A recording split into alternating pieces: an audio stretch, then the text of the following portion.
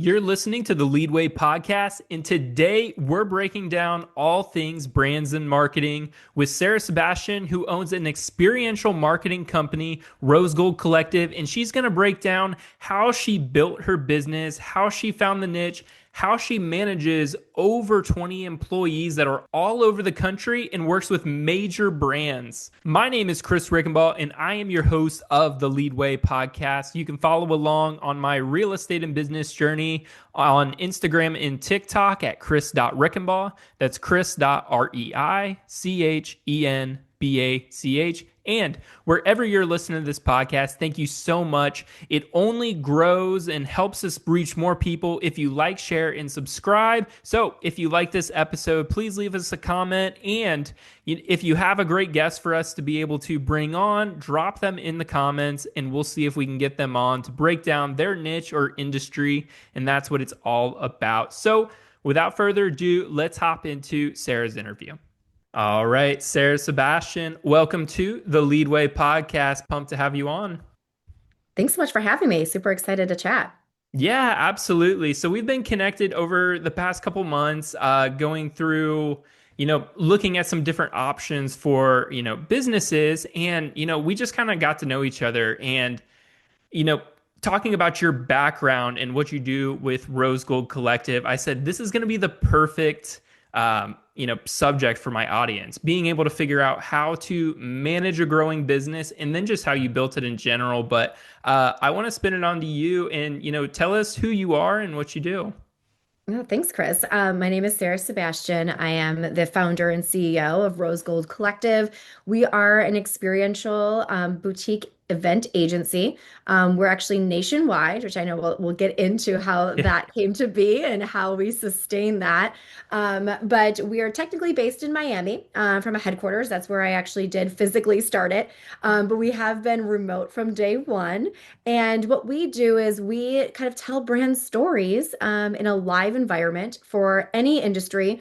In any kind of platform. So for us, that means a pop-up shop, a mobile tour, a festival, anywhere there is a physical design and build that allows brands to tell their story to their key audience, whether that's internal or for future advocates and fans of a brand. So we're the ones that are oftentimes, we don't have logos on our footprints when you go to a fun festival and you step inside a cool container where they're handing out samples and you're like, oh my gosh, this is the best new flavor this.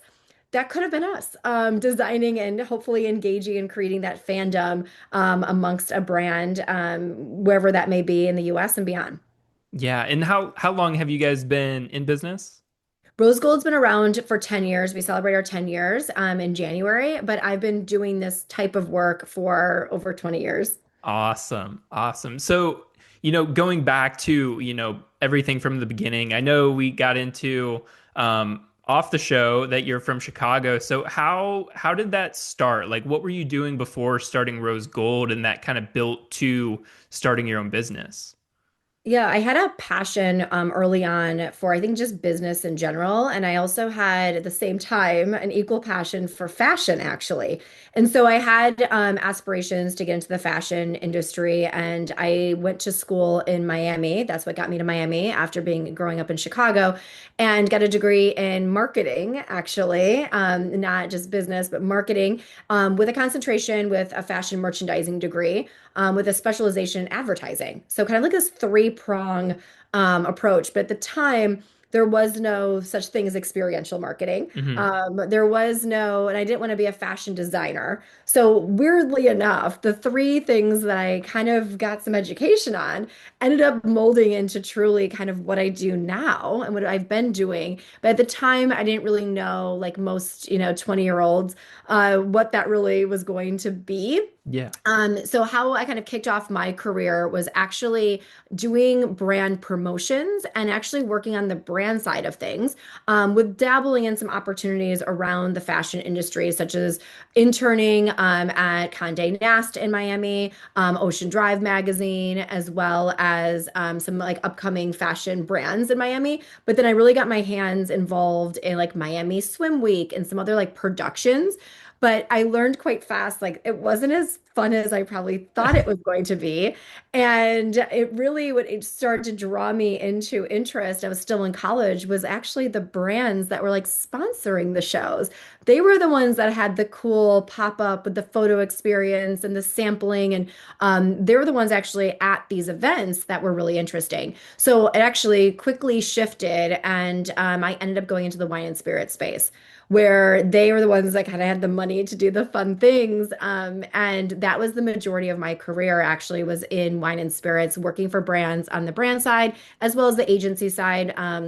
Launching brands and working on some legacy brands where I was helping to design and produce field marketing efforts and also develop, how brands showed up, not knowing that experiential word was still not being used at that time. This is 2018, 2019, and we're now, well, actually, it was like 2006, Mhm. 2007, I was doing this, but I feel like we really weren't using that terminology into like 2017, 2018, where then everything had to be experiential. Experiential then became this pillar in marketing that all industries were starting to quote unquote invest in. But Mhm. I giggle because the reality is like good marketing is always experiential, Yeah. whether it is digital advertising, whatever that is, like it still has to have some stickiness to it. And so that's really what I specialized in. Yeah, that's it's an interesting story because it's just kind of the escalation. It's you started with like coming out of college and there's different peers and like I did some of the same thing and it was more towards sports management. So it's like I could go this direction, I could go this direction, and then you found the path to be able to, get your foot in the door and then really start learning and experiencing. So, you did this work for quite a few years, and then you said, what was the final straw to start your own business and go out on your own? Yeah, in hindsight, I kind of always had some little side hustles, where I was like, just really, I enjoy designing brands. And so I always worked for big brands, Grey Goose and Remy Cointreau, and some large brands that were really fun to work on. But they have such a strong brand identity, which I Mhm. loved.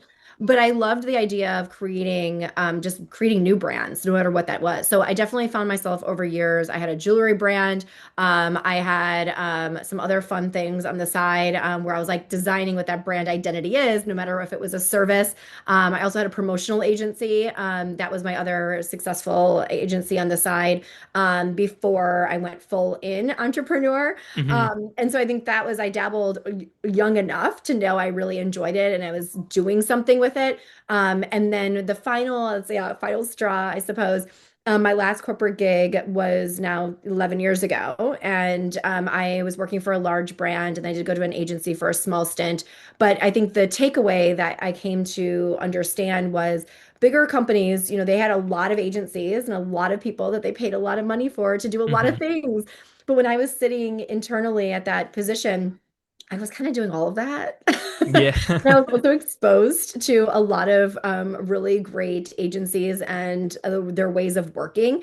And I instantly felt that I was kind of doing it all and I can kind of do it better. And I feel like a lot of brands don't want to limit themselves to these agency of records, which technically at that time was quite popular and still is in some industries. So I did the crazy leap at a little after 30, and I had no clients.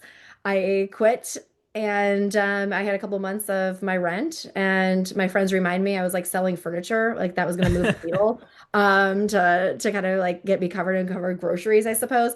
But I was very fortunate that I had, I think, the biggest piece of advice. I had a lot of relationships, and that's really what this industry was. So when I told people that I went on my own to be able to do, event design and production for corporate clients, Mhm. people came to me and they remembered the work that I did, even though I was internal at, larger companies. And so there was plenty of people I remember that definitely, hired my agency, which was just me at the time, Yeah. and really got things kickstarted. So definitely very appreciative of those early times, but also really having trust in me knowing the process and the tape to move around in order to make the things happen with that brand strategy in mind. Gotcha. So you pretty much knew the game and the strategy, but now you're just doing it for yourself and on your own.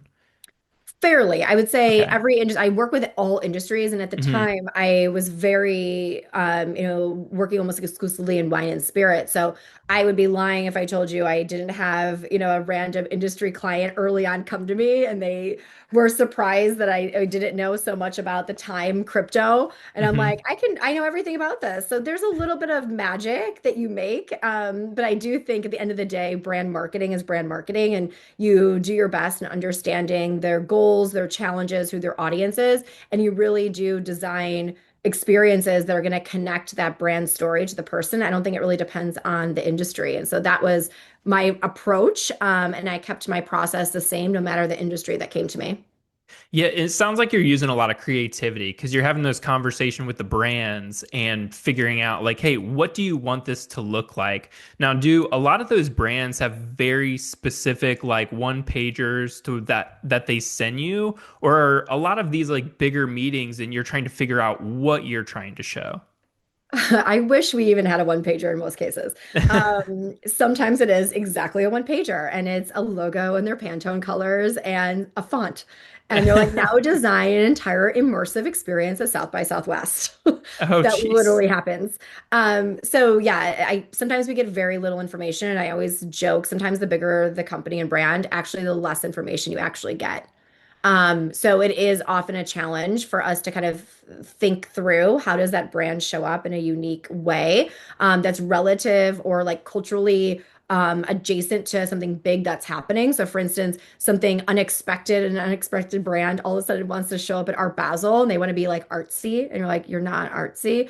We have to make them artsy. We have to make it relevant to the cultural event or moment that they're trying to align with for whatever reason that is. If it's their clientele they're trying to reach, a different audience they're trying to break through, a market they're trying to connect with, it's our job to come up with the ways in which they make that connectivity.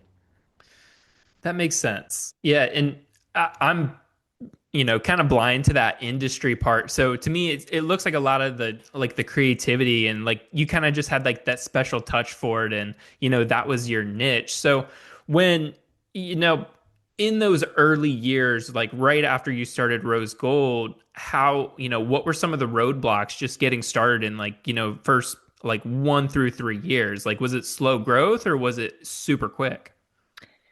We had some good, like, we had definitely had a lot of growth year after year.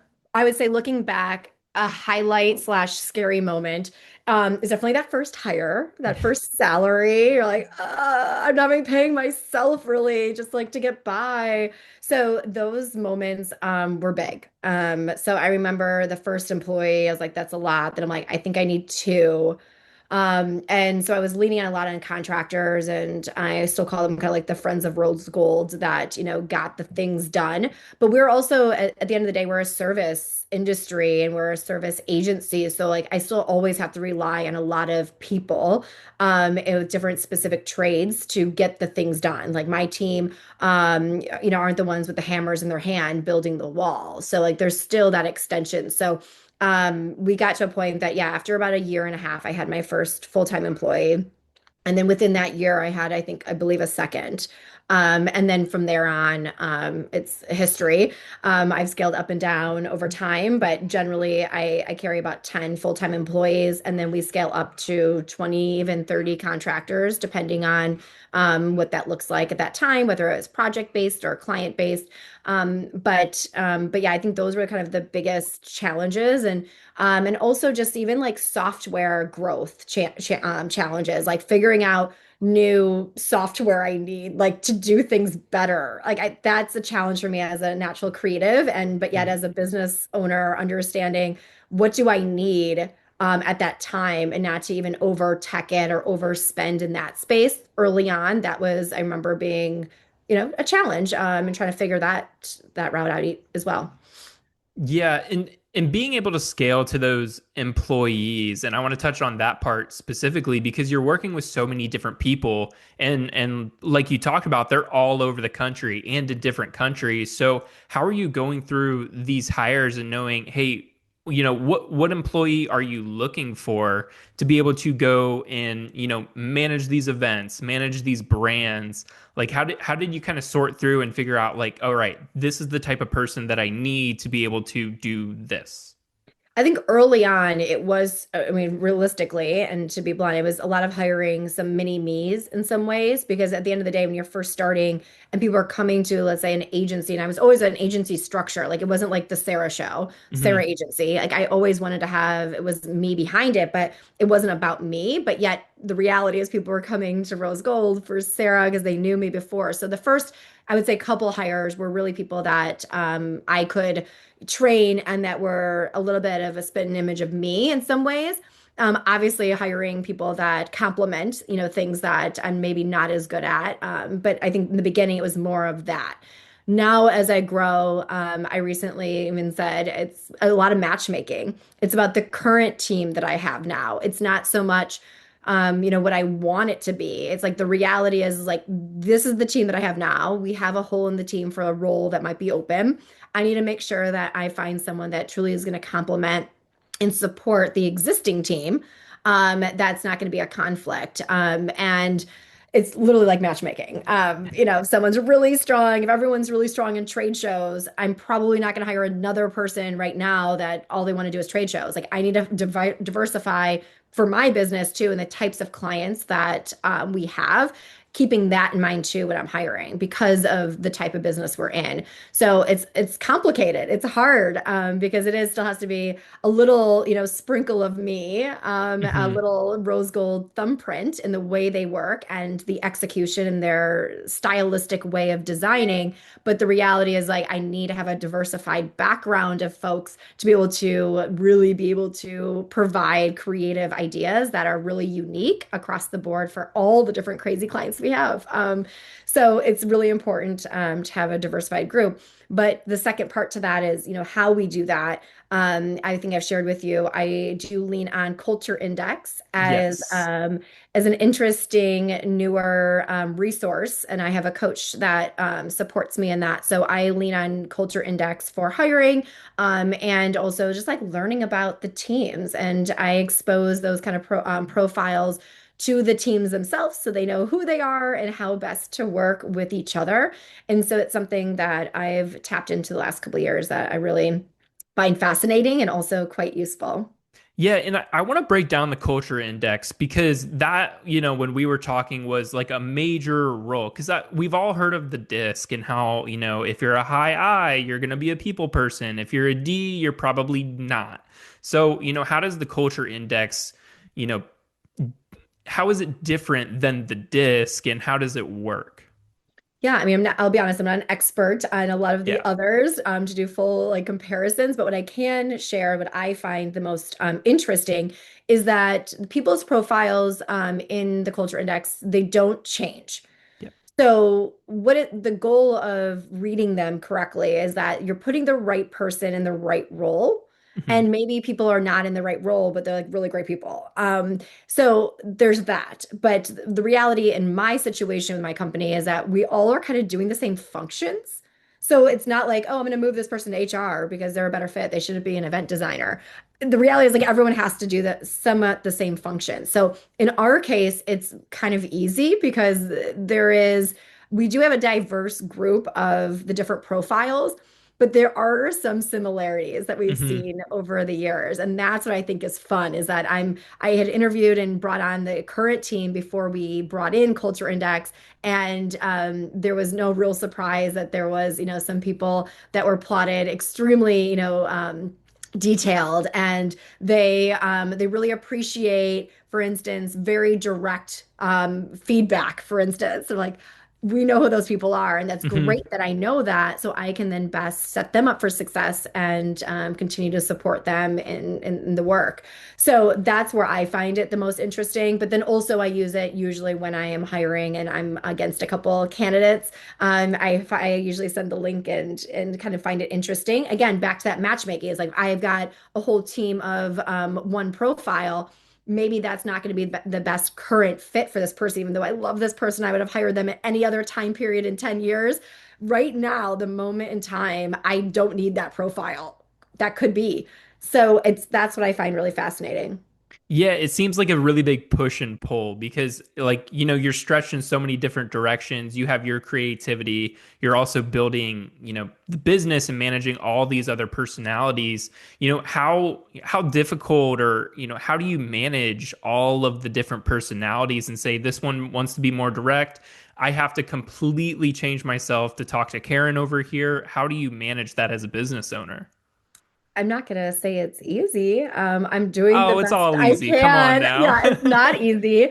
And some days I'm probably better at it than others.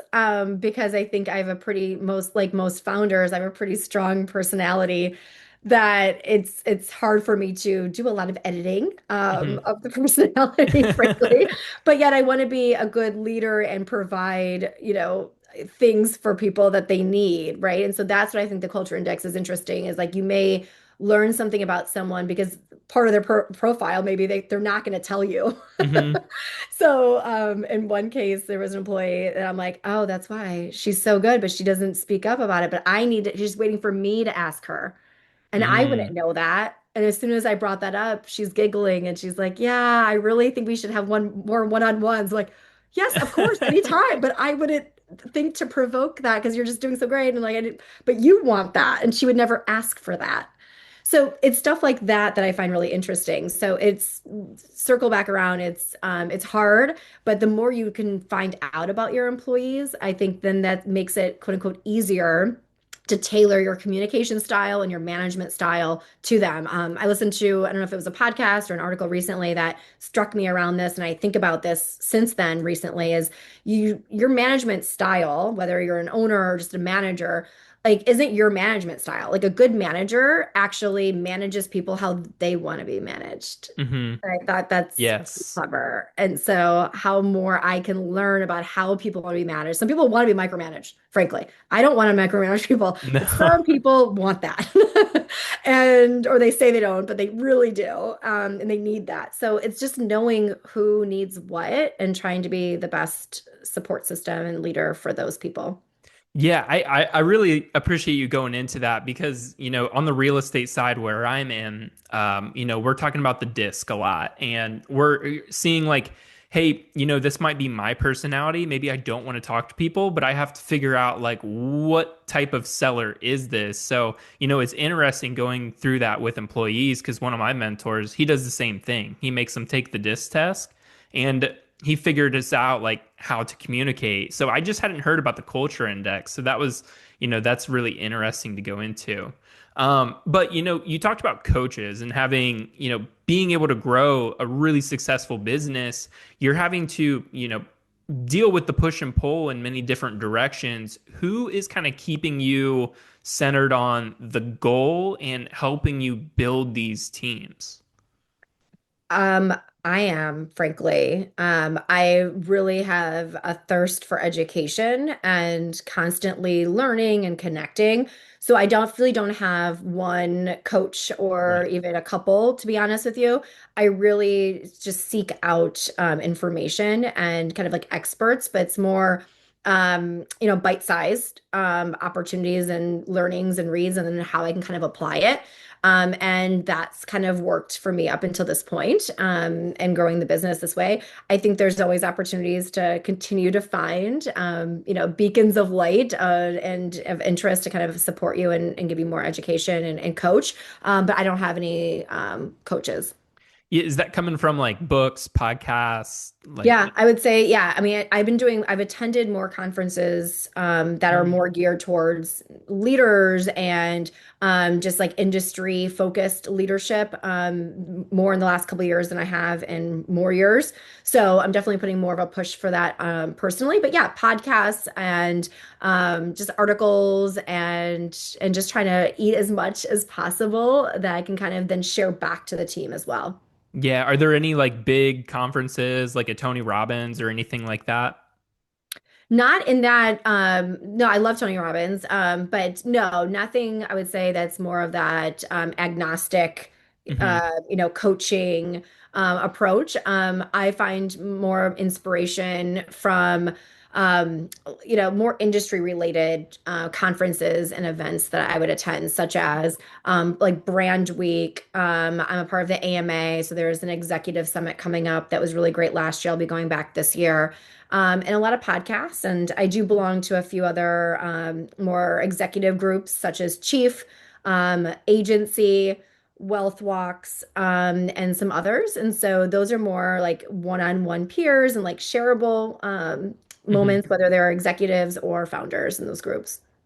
Gotcha. Yeah. It's so interesting that each industry just has like that next level and that next level of like these coaches, these mentorships, and, being able to find that next step. So it's interesting to see it because like I see it on the real estate side, but being able to see like a completely different industry like brand and marketing, it's like, oh no, it's still there. And, everybody has their expertise. One of my last questions here is talking about the businesses that you're working with and, doing all of the marketing and being the creative person that you are, like, what are a lot of businesses missing in their marketing that you're able to kind of put together with these events and really excel?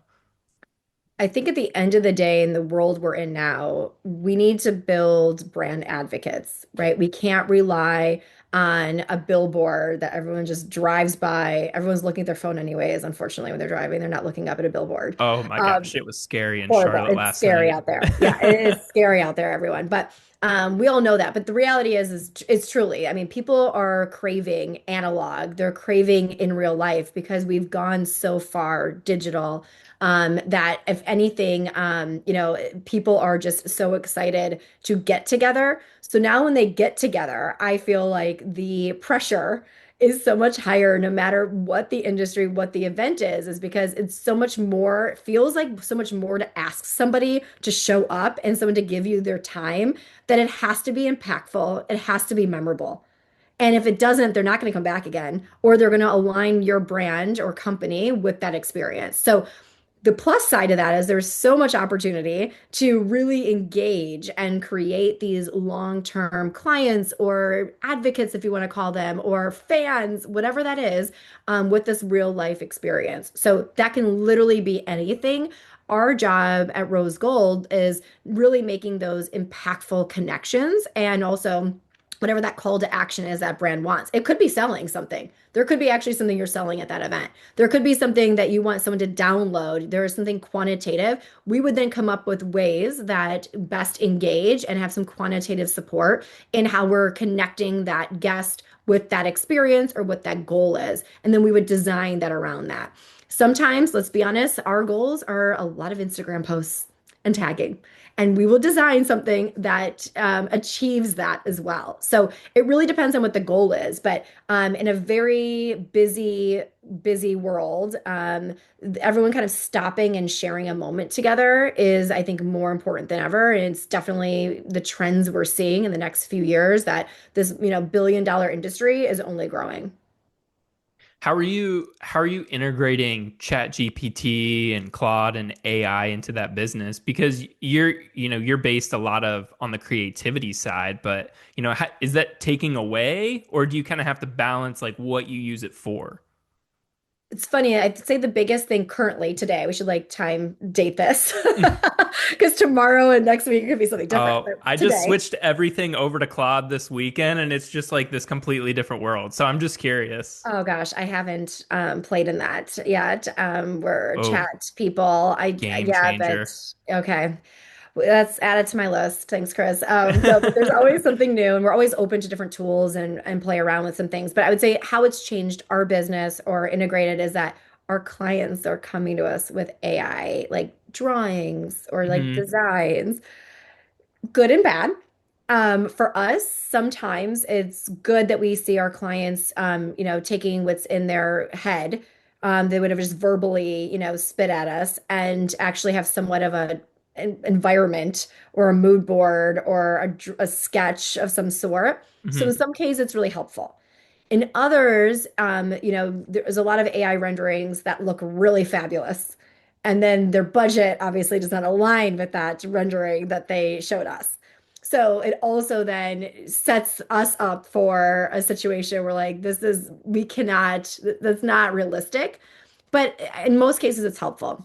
I think in general, how AI is going to affect our business, I think I'm hoping that it will eventually help and stabilize more of like processes, some like the simple things that people they don't come to us, so we're lucky like for simple event planning or like event results or something like that. So I think that will change more a different niche in the industry. But we joke like we're on the floor stuffing thousands of gift bags. When's AI taking over that? I'm happy to give Mm, that up. yeah, There's thousand just dollar the robot. yeah, the physical things that we do and the creative constant challenges on site, AI cannot solve right now. So Yeah, that's so cool because you guys are kind of like protected from all of that, which is why, your industry is probably just going to keep going up and be more people focused. So that's so interesting. But yeah, before we send you out of here, other than downloading Claude this week and starting to use that, what's coming up for you that you're excited about? oh, we're so excited. We've got well, I'm actually taking my team on our annual retreat next week. So I'm so glad Oh, we're able to connect, Chris, before we head out. We're heading to Jamaica. oh, So I'm haven't been taking there. I have been there a few times and I'm super excited to take them. So they don't know anything. They're typically the ones planning for everybody else. So I've been planning a really fun time for them. So as an organization, we're very excited about next week. Beyond that, we've got quite a busy month ahead, plus many other events that we got coming up. But I think we're all really excited for Ulta World. For any of the makeup fans out there, it is a big trade show in Orlando, massive fandom. The girlies go wild over it, and we are producing two big booths there. We're, I think, all excited to attend and bring an empty bag, if you know what I mean, and see what else we can find of other products to bring back to everybody. So that's a really fun one. We actually just came off of a really busy week from San Antonio Rodeo we were at, as well as Expo West, and then we had two events in Miami, all fairly a couple weeks apart. Oh my So gosh. yeah, we got lots going on. Excited to gear up going into the warmer months. And yeah, can't wait to share more when we wrap up everything. Awesome. Well, I appreciate you taking the time out of your busy schedule. I was pumped to get you on and just kind of dive into this completely different industry. So you knocked it out of the park. If somebody wants to connect with you, where's the best place to go? Yeah, you feel free to find me on LinkedIn under Sarah Sebastian Rose Gold Collective. Also, feel free to follow, and you can always contact us through social media. Our Instagram is Rose Gold _ collective. Perfect. Perfect. Well, Sarah, thank you so much. Glad to have you on. This has been Chris and Sarah on the Leadway Podcast.